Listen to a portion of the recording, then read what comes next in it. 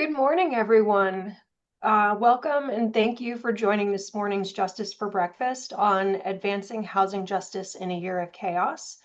While we are waiting for everyone who's in the waiting room to join us, please go ahead and introduce yourself in the chat. Also, we are recording this session today, so feel free to turn your camera off if you don't want to be on camera. And please make sure you remain muted throughout the presentation unless you're specifically coming off mute during one of the two Q&A sessions to ask a question. We will have two spots during the presentation for questions. You can put them in the chat at any point and we will read them out for the presenters to answer during that time, or you can come off mute and ask questions during that time. So welcome again. This morning we'll be talking about the Human Right to Housing Project's efforts to advance housing justice in a year of chaos. The Human Right to Housing Project is one of the PJC's 7 project areas. Overall, as an organization, we pursue systemic change to build a just society, using legal advocacy tools to pursue social justice, economic and race equity, and fundamental human rights for people who are struggling to provide for their basic needs. The PJC chooses projects and cases that will make a significant impact on systems, laws, and policies. Projects other than our Human Right to Housing project focus on advocating on behalf of families needing health care and benefits, low-wage workers, and students facing exclusionary school discipline, advocating to reform pretrial detention, using appellate cases to establish good law in poverty and civil rights cases, and coordinating a national coalition that works to establish a right to counsel in basic human needs civil cases. This morning, you'll hear from 3 attorneys on our Human Right to Housing project, Leah Aldana Dwyer, Elizabeth Ashford, and Samantha Gowing. And now I'll turn it over to them to introduce themselves and to lead the presentation. Good morning, everyone. Thank you all for joining us. My name is Elizabeth Ashford. I'm an attorney on the Human Right to Housing team, and I've been at PJC for 2.5 years.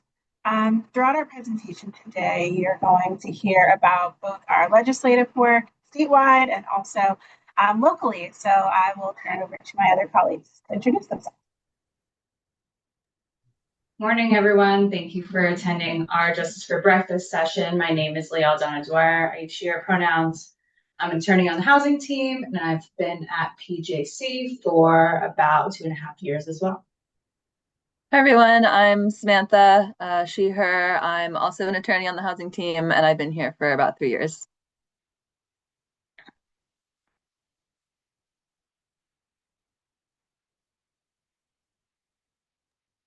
Right, so I'm going to give you an overview of what we're going to be talking about today. The first half of our presentation is going to focus on this past legislative session. Most of our work that we do in Annapolis is in coalition with the Renters United Maryland, or RUM, and we're a member of the steering committee of RUM. And this is important because our coalition makes a difference in what happens in Annapolis. The coalition supports renter-led organizations like CASA and Progressive Maryland, and each member of RUM brings a different strength to the work. And we focus on what policies and organizing will advance to the right to fair, safe, and affordable housing in Maryland.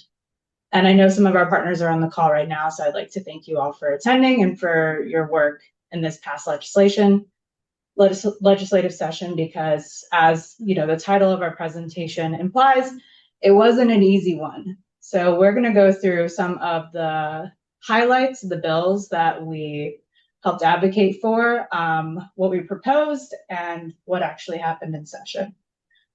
And then in the second half of our presentation, we're going to discuss a local initiative called Safe Homes Now that PJC is working on. It really transpired to help enforce the current licensing law and what has been happening since the licensing law was put into effect, and the realities of how it's being enforced and how we want to help strengthen the current laws to protect renters in Baltimore City.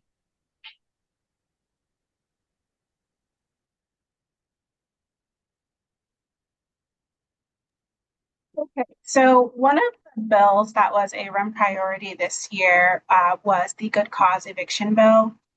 Essentially, what this bill would have allowed would be for landlords to give a specific list of reasons for ending a renter's tenancy, because the current way the system is set up at this point is that a landlord can simply provide a tenant with a 60-day notice or 90-day notice to vacate and not provide them with any sort of reason why, and that's suffice enough. The tenant has to vacate by that date or potentially face other legal actions.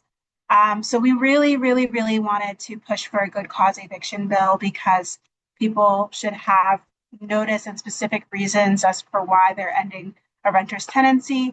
And unfortunately, with this bill, it did not get to go to a committee vote in the Senate, and the House also chose to not take any action on this bill.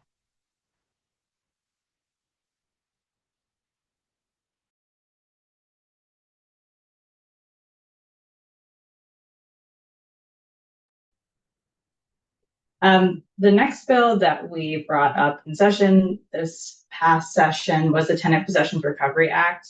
So this is the third year that PJC has advocated for this bill. And our intention was to bring Maryland up to speed with the majority of jurisdictions in the country that already have reclamation periods. And by reclamation periods, I'm talking about a period after an eviction occurs where the tenant can still access their personal belongings in the property in case they weren't able to get it out before the day of the eviction. We wanted to make sure that everyone had notice of their eviction. So in some counties and jurisdictions, there are current local laws that give tenants the right to notice of their scheduled eviction periods, but in a lot of jurisdictions, they don't have notice rights. So when we proposed this bill, we were asking for 14 days of notice of a scheduled eviction date, and then we were asking for a 10-day post-eviction period for tenants to recover their personal belongings. That did not happen. It passed in the House, but when it went to the Senate, it basically became just a notice bill, and they took out the reclamation period altogether. Instead of giving 14 days notice, they reduced it to 6 days notice. And like I said, they struck the reclamation period entirely. So local legislators are authorized to reduce their notice further to 4 days or increase it up to 14 days. So this comes into play for the different jurisdictions that already have the notice provision and gives them the power to keep the whatever notice period they already have, even if it's more or less than what's happening on the state level with the Tenant Possessions Recovery Act. So right now we're discussing what we can do now to try and get tenants the reclamation period. What we're doing right now in Baltimore City is we're proposing local legislation to enact a reclamation period. We've also discussed suing other counties that have abandonment provisions, and we're trying to decide if we're going to bring this up next session. So we're very much in the strategizing phase to see how we can continue to advocate for a reclamation period for tenants across the board.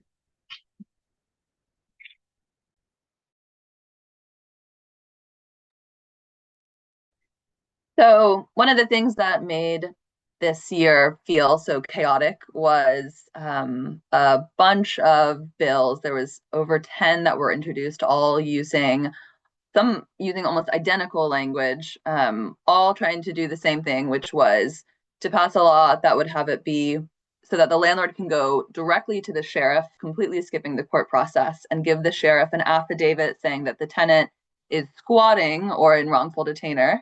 And the sheriff could execute the eviction based solely on that affidavit with no judge involved in the process, which from our standpoint was both horrible as a policy measure and also an egregious violation of people's due process constitutional rights.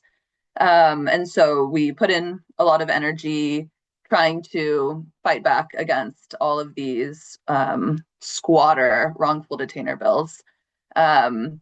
The language was also very similar to language that's been used in other states and pushed by a kind of national extremist movement to limit people's constitutional rights. There was a bill like this passed in Florida that led to some really horrible instances of people being evicted when they were rightful tenants and never should have been evicted. So we were really afraid of that coming to Maryland.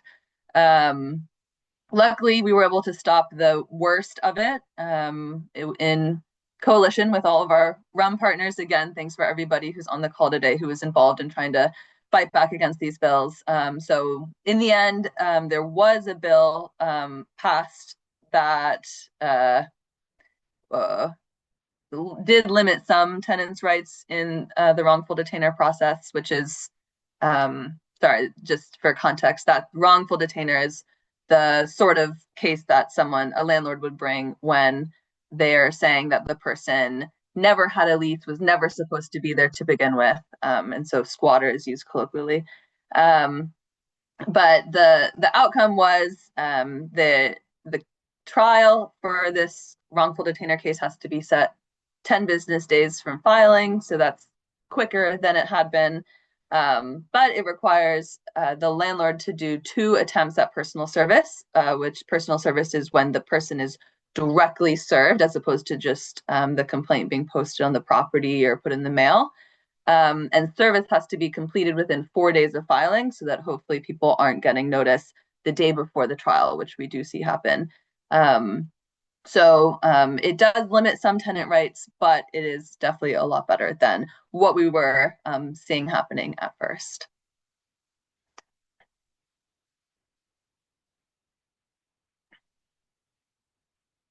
So another bill that PJC was involved in this legislative session was the Fair Chance at Housing bill.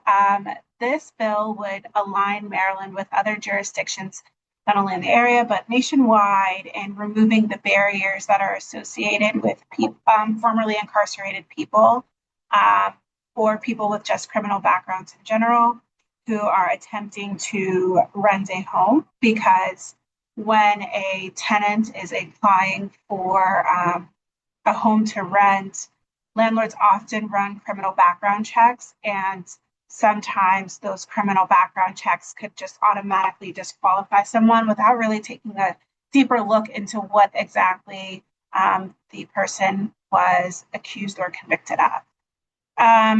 Unfortunately, this bill also did not get voted out of the House or out of the Senate. It was killed before it even got the chance to get a vote. So hopefully this is something that has a stronger backing next year.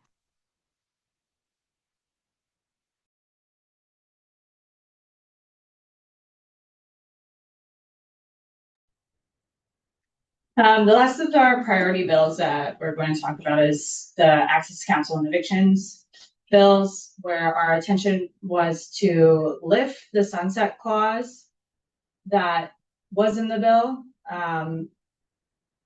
Is supposed to sunset in fiscal year 27, but what ended up happening is that it was at least pushed to fiscal year 28. We also wanted to end the task force and better include tenants with personal experience on the task force. And now at least tenant members on the task force will receive a stipend, and DHCD will be administering the task force. And 2026 will be the final year that the task force is required to report to the General Assembly.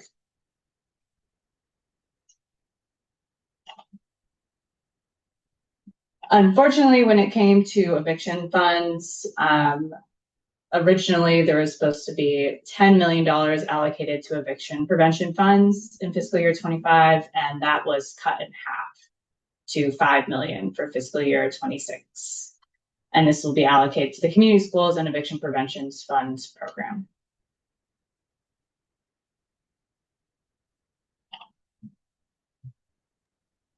Just a few other wins for tenant protections in Maryland. One is there was the Mold Protection Act, which requires the landlord to take some action to assess mold and then do some remediation after a tenant complains about the possibility of mold.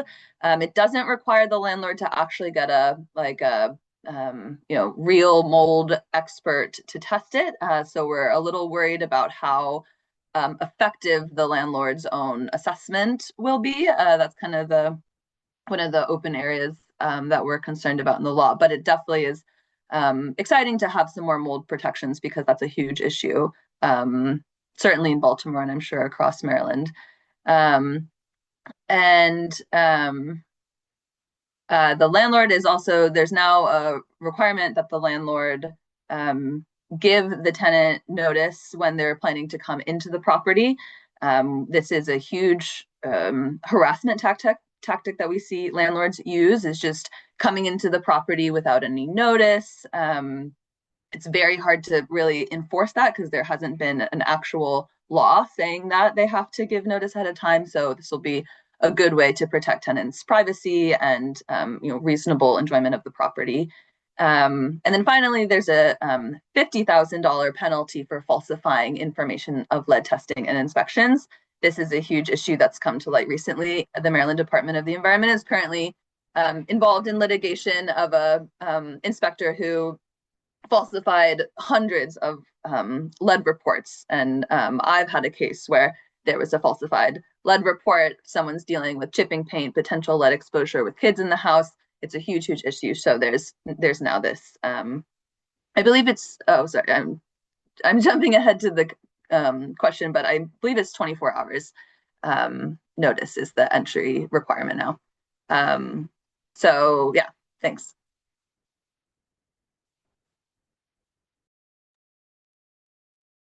Okay, so I see that there are a bunch of questions in the chat. So I can just read them and then myself and my colleagues, we can just go from there. So the first question is from Chelsea and it says, do we predict another round of squatter bills next session? I think it's hard to say for sure, but the hope is that because they passed something, they'll be able to say that they did something about the problem. And if they do try and bring back other squatter bills, we can say, hey, you passed this last year. Enough time hasn't gone by to see how effective it is, that sort of thing. Whereas if they hadn't passed anything, they definitely would be bringing stuff back. So we're hoping that the fact that they passed a bill related to this will be enough that they lay low on that issue for now. The next question is from Eliza, and it says, how much notice has to be given for entry? Yeah, sorry, I think that's the 24-hour notice, but correct me if I'm wrong. Does anyone have any other questions regarding the legislative session and our priorities with REP?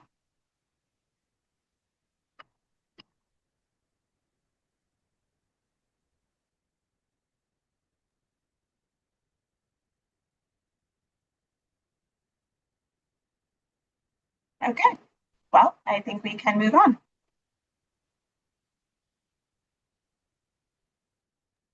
All right, we're going to switch gears to our local initiative here in Baltimore City that we have named Safe Homes Now. Like I started to mention at the beginning, this really came out of a need that we identified in the local licensing law and how it has been enforced since it was enacted, over 5 years ago. And besides the licensing law, the purpose of the licensing law is to make sure that renters are living in safe, habitable housing. And that's really what's driving our coalition and how we're trying to get tenants in, with tenants with lived experience who have experienced terrible living conditions and haven't been able to hold their landlords accountable to fixing these conditions issues. And our main guiding posts are safe housing for all. Sorry, that says fall. People over profit and stable communities. Because when people are living in safe housing, and we're prioritizing their well-being over profit, it leads to stable housing and stable communities.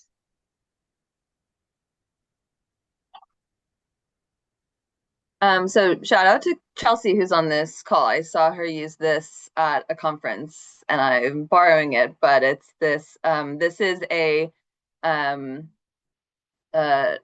visual depiction of, you can see on on the left, it's just the something that you've probably seen before, the black butterfly. You can see the white population in Baltimore is primarily in this middle L, and then the black population of Baltimore is primarily in the kind of wings of the butterfly. And then on the right, you can see depicted rates of youth asthma, and you can see just how closely it follows those racial lines. So we can see how issues, asthma, it can be caused by mold, can be caused by rats, dust, all these conditions issues that landlords have a legal obligation to address and yet don't. You can see how the failure to provide safe living conditions has long-term consequences for youth that disproportionately affect the Black population in Baltimore. And you can also see that in many places in the white L, there's almost no youth asthma rates. It's less than 20 occurrences. And so we know that this is a problem that we can address. We have addressed it in many areas of Baltimore, and we should be able to do that throughout all of Baltimore. And so this coalition really wants safe housing for everybody throughout all of Baltimore.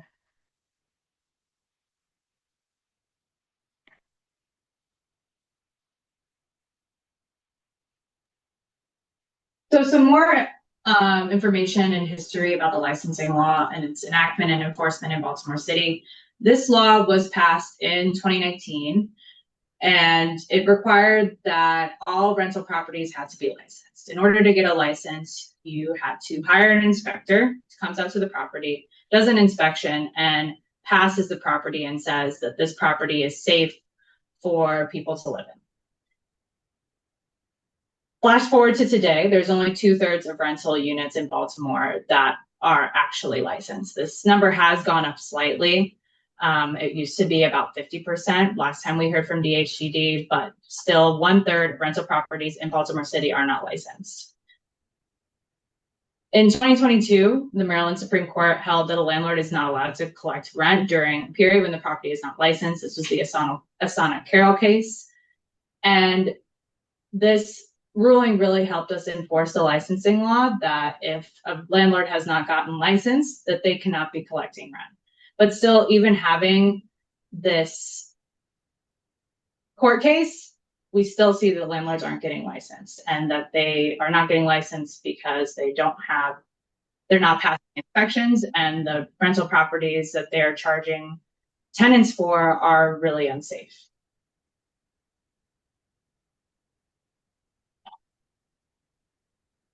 So the point of the licensing system, like Leah said, is to try and get at these issues with bad conditions in rental housing kind of at the root of the problem. Get the property licensed before anyone moves in so that everyone's moving into a safe property. So where have we seen this system kind of fall apart? So often we see people living in conditions that are not good, and yet somehow the property gets licensed, which in many cases has to be because the inspector is coming in, overlooking issues, and giving a passing inspection report that allows the landlord to get licensed, which we think stems from this inherent conflict of interest that comes from the landlords being allowed to hire their own private third-party inspector. That inspector wants more business, so they want to give more passing reports to get more business. There's this kind of inherent conflict of interest in the system.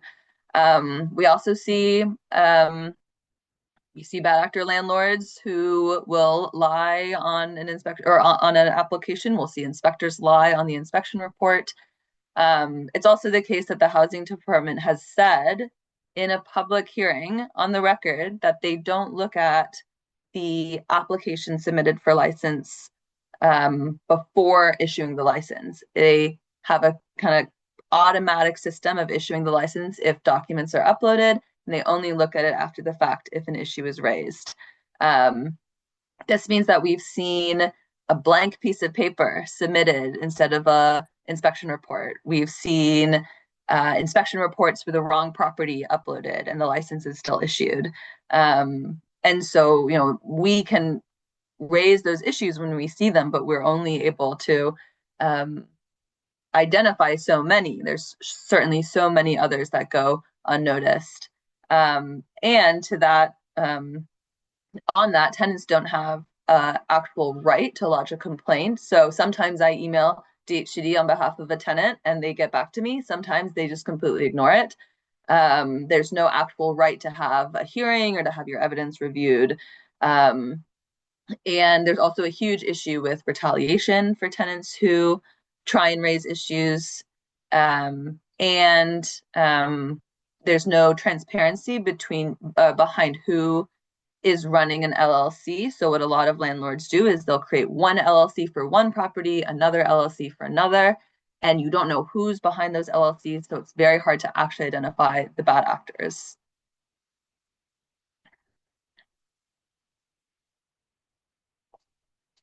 So how are we going to try and fix all the things that Samantha just mentioned?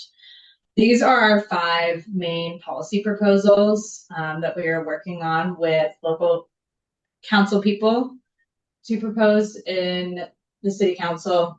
The first one is really holding DHCD accountable to how they are passing or giving out licenses by requiring quarterly hearings and reporting to the city council to see, okay, how many more properties have been licensed since last time we spoke?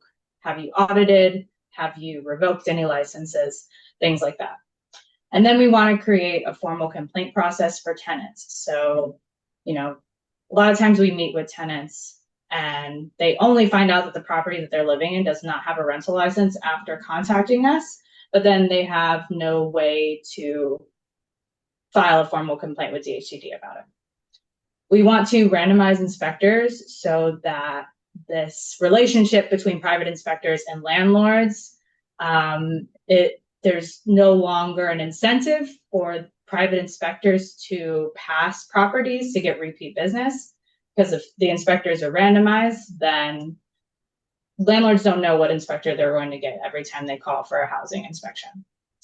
We also want to have LLC disclosure so we know who actually is behind the LLC that owns the property so that we can hold these people accountable for making repairs. And we want to make inspection reports public. So a lot of times we'll submit MPIA requests, public information requests, to get the entire reports of how properties got licensed, what was happened in their inspections. But this process takes a really long time and should just be available for people to look up and know about the property that they're living in. So again, shout out to coalition members who are on the call. Legal Aid has been really involved, as well as Youth United for Justice and other organizations, as well as individual tenants. Some who've seen our flyers around and wanted to get involved. Some are former clients of PJC who've dealt with really bad issues. So it's exciting to be working with a bunch of different people in this coalition. And we had our first kind of big public event. We had over 50 people come. We were at Peabody Heights Brewery, and it was a great space for people to get to talk about what issues they've been facing, what they want to see, and get more people involved. And we're currently planning another kind of renter power happy hour, just to give a space for tenants to kind of get together, see what work is being done, see how they can get involved, and what issues they care about. And then also working on the policy that Leah just talked about in partnership with Councilwoman Odette Ramos. So if anyone on this call is interested in getting involved, please let us know.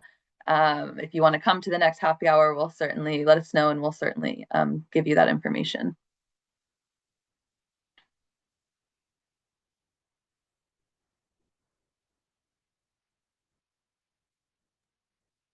So to thread all of this together, what is PJC doing when we are advocating in the General Assembly or when we are doing our coalition work locally? We are doing a lot of policy research. We are working on drafts of these bills. We are doing lobbying with policy expertise, coalition building, whether that's with RUM or Safe Homes Now.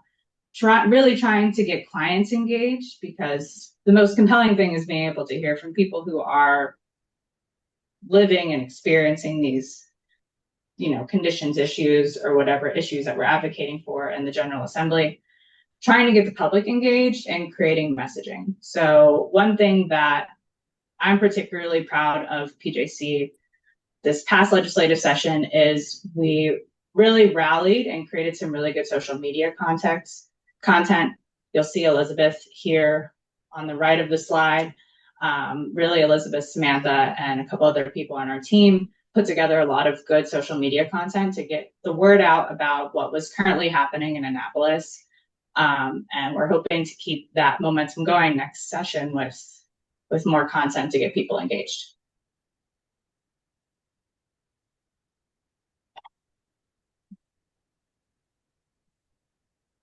And that ends our presentation. I cannot see the chat right now, so if somebody can read any questions, or if you want to come off mute and ask questions, please feel free.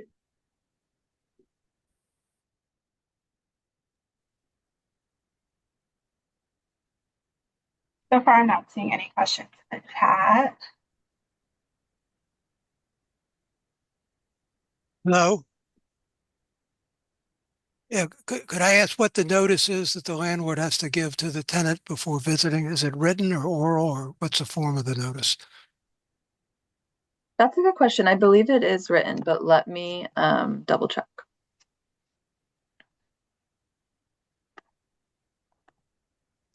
Or if anyone on the call knows, please feel free to chime in. Yes, it has to be in writing. And registered mail or handle, how's it delivered to the tenant?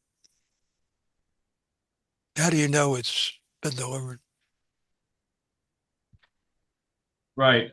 So it's a little bit more involved. It says can be by first class mail, a certificate of mailing, can be affixed to the door of the property. And if the tenant elects to do so, they can have it delivered by email, text message, or another form of portal. But that's only if the tenant, again, agrees to that provision. And I want to shout out Pro Bono Resource Center. I think there might be some folks on the call who were leading the effort on that and probably answer more of the technical questions.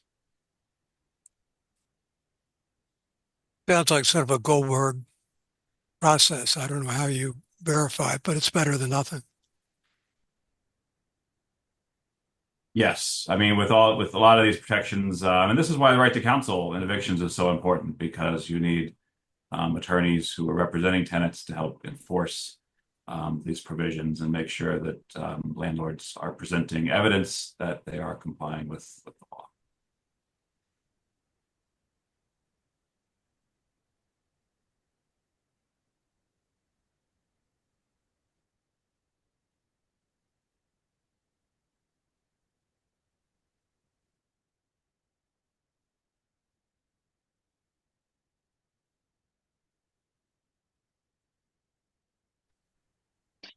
This is Chelsea. I had a question about has MDE been involved in the discussion of the city's lead, issue? And I know you said that there's a lawsuit, but have you been in touch with them? Have they gone to the city council about that? In terms of the lead issue, I think they're pretty actively involved. They're leading that lawsuit and like at the forefront of the like falsified lead inspections. But in terms of like Safe Homes Now generally, I don't think we've talked with them. If that's your question. Yeah, I'm just wondering if that would be helpful to have them advocate as well for tenants. Yeah, no, that's a good idea.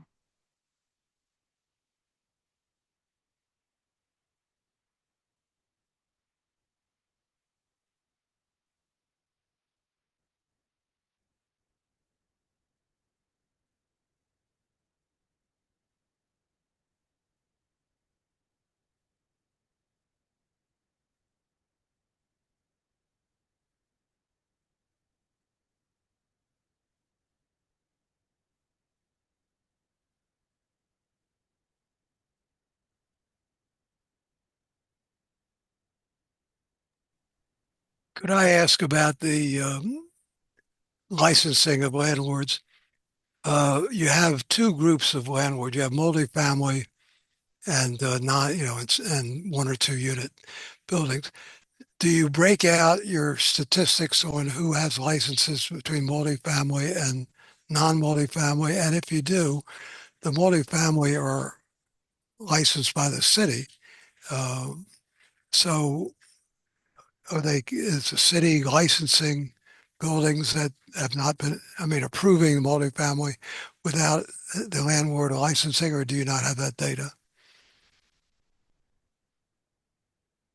I don't think that we have the data on like of the licensed, how many of them are multifamily versus not. I think the data that we have just comes from comparing the like how many rental units are there based on the census versus how many registered properties are there with DHCD. So I don't think that we have more specific data as to how many of them are multifamily. But the landlords can still have the private inspector for the multifamily inspections, but the process is that they have to do like a certain randomized check of so many units in like a large building. So not every unit has to be inspected, which can lead to its own issues, but that's their process for getting licensed. I see. So the multifamily has been delegated out to private inspectors. Yes, yeah, all of the for any landlord getting licensed, they can hire the third-party private inspector.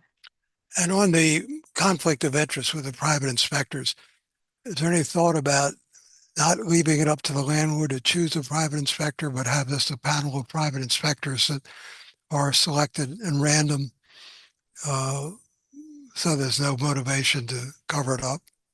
Right, yeah, that's what we would like to see, is to have a landlord who wants to get licensed is given a randomized list of say 3 or 5 inspectors that they can choose between those, as opposed to being able to, pick their favorite inspector who always passes their properties. Thank you.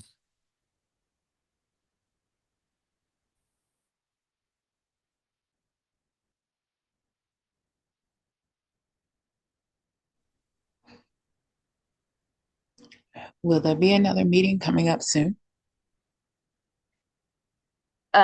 For Safe Homes Now.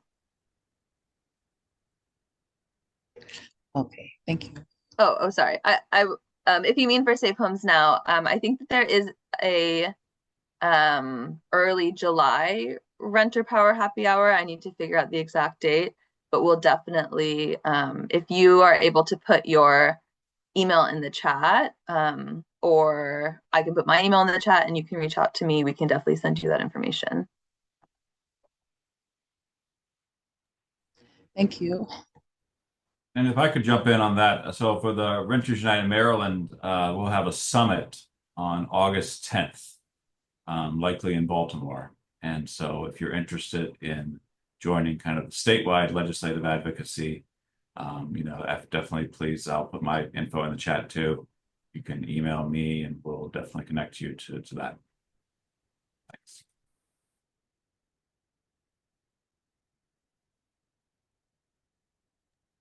And I see Kathleen's question in the chat: are there any rules, accountability measures for inspectors for passing for licensing? And, the inspectors, they have to go through a checklist on their inspection, and by passing the property, they're saying that the property has passed all these different safety measures. But a lot of what we're seeing is, they'll sign off on the inspection, even though the property is not in good condition. Then the landlord will submit the inspection for the license, and DHCD, is taking their word for it when they're signing off on these inspection reports, if they're even looking at the inspection reports when they're submitting them for licensing. Like Samantha was saying, there's a lot of rubber stamping of, okay, you submitted 4 documents. Even if they don't even look at what those 4 documents are, they could be blank pieces of paper. We're still seeing licenses getting issued.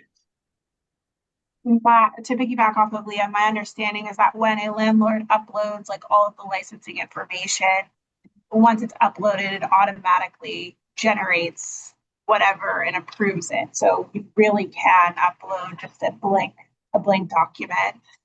And the only real way is for attorneys or people like uh, who do this type of work to catch the issue and reach out to DHCD and then hope that DHCD will do something about it. But it's really up to them. And sometimes they come back saying, yes, we'll do something. And oftentimes we get ignored. So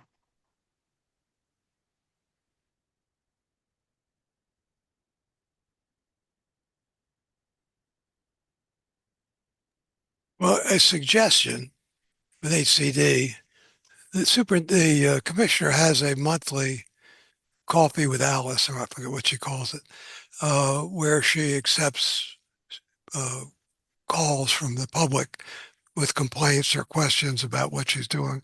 It has a relatively wide audience, and maybe you should call in periodically with the general overview question about how the process works, about how they deal with a macro problem, but with individual instances of complaints that you have and what her response is to them. Maybe get more reaction than you're getting. Yeah, thank you.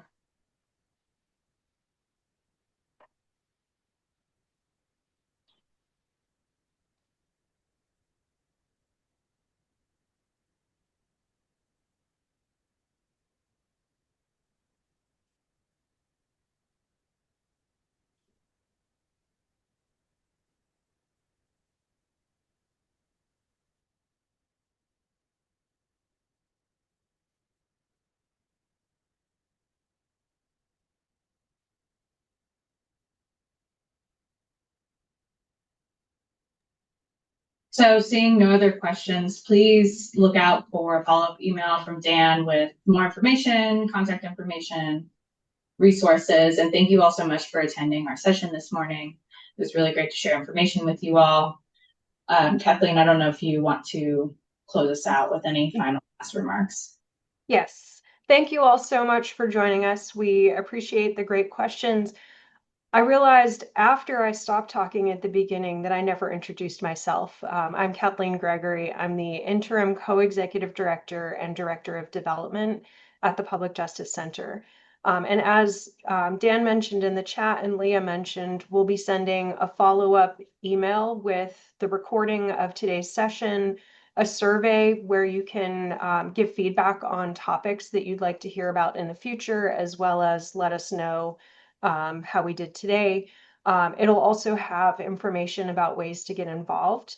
If you're not already signed up for our e-newsletter, please do so. That's a great way to learn more about the work that we're doing.